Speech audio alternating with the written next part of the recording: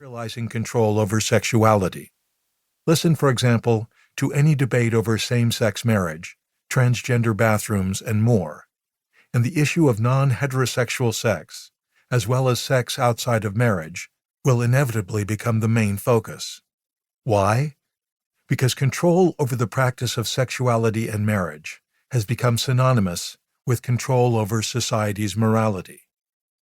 Why, for instance, are feminists, gays, and liberals considered a threat in U.S. culture? Because they challenge the patriarchal conventions of sexuality, gender, and cultural roles. I don't write this book to dismiss religion. I write it for those students and individuals who are no longer sure what to think. I write it to rethink how we interpret the biblical texts. Interpretation should not colonize. It should not oppress. It should be a conversation, a relational dialogue. Nearly all modern religions assume that to control sex is to control morality. That's why the Christian church, for instance, is failing to increase its members. Morality is not determined by a phallic divining rod. And the more that religion invests in sexuality as the basis for control over the moral fabric of society, the more individuals will transgress the imposed moral boundaries. That, I propose, is why so many religious leaders are caught in sex scandals, and why younger generations are avoiding religion, a proposal that needs further explanation. When biblical interpretations fail to move beyond the attitude of Thomas Aquinas, they become out of touch.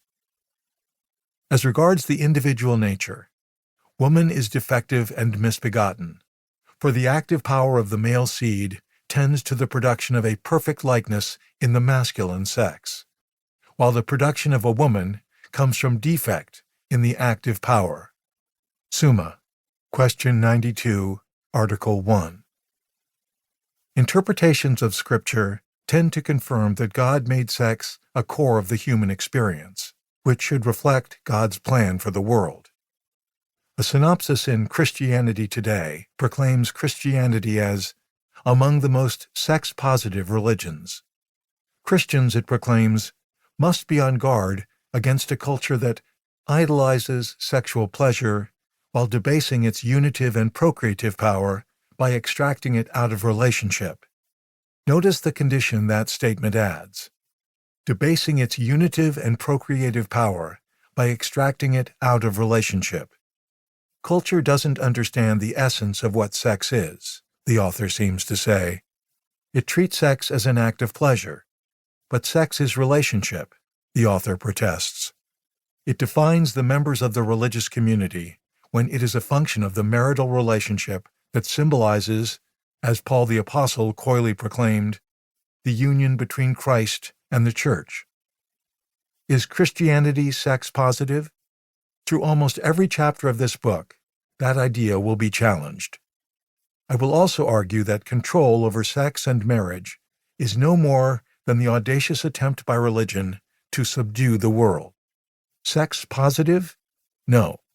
That's a misdirection, or downright delusion. Monotheistic religions are power-positive. The goal of every monotheistic religion is a world built around the authority of the righteous community and its God.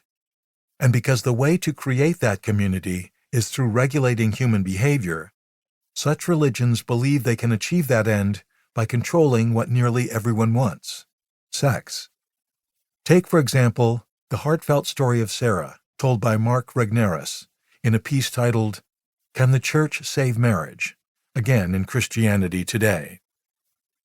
Before becoming a Christian, sex was less meaningful, cohabitation was defensible, and marriage was a piece of paper issued by the state. No longer. After coming to faith and joining a Southern Baptist church, she now believes that marriage is a covenant before God and a sacred relationship. Even more than marriage, the arrival of children matured the love between Rachel and her husband. Starting a family felt natural and intuitive.